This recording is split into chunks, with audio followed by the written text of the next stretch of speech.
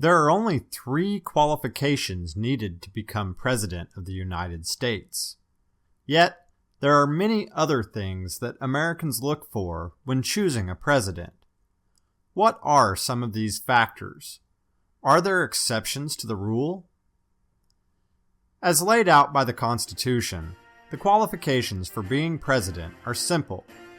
One must be at least 35 years of age, a natural-born citizen of the United States, meaning the person was born in the United States, and have lived in the United States for at least 14 years.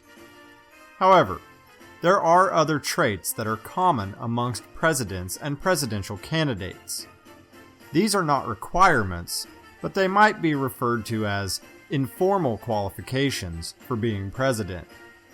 It should be remembered, though, that there are many exceptions to each of these informal qualifications. First and foremost, Americans expect their president to be a person of good character. Values and moral integrity have been the centerpieces of many different presidential campaigns. Presidential candidates with scandals in their background are often overlooked in favor of those with better reputations. These types of scandals could indicate a history of poor decision-making that the nation hopes to avoid. Americans also expect their president to be well educated. While there is no educational requirement to become president, nearly all of them have been college educated, with many of them attending Ivy League schools such as Harvard, Yale, or Princeton. Some have even attended more than one of these universities. Political experience is something else looked for in a potential president. Previous experience as a governor or a senator will likely be an advantage for someone running for the most important office in the land. At least 17 presidents held the office of governor prior to becoming president, while at least 15 presidents were a United States senator prior to winning the presidency.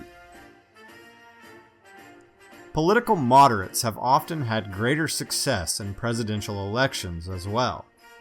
When choosing a president, Americans tend to avoid voting for candidates with radical beliefs.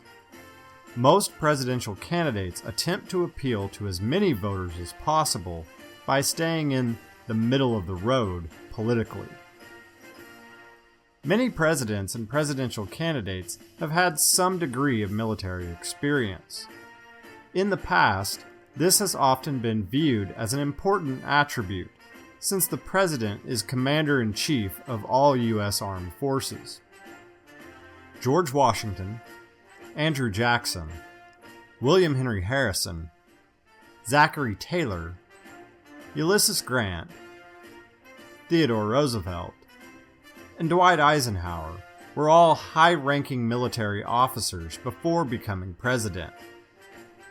In fact, 30 presidents had some experience in the military prior to their time as president. Also, virtually all presidential candidates have been wealthy.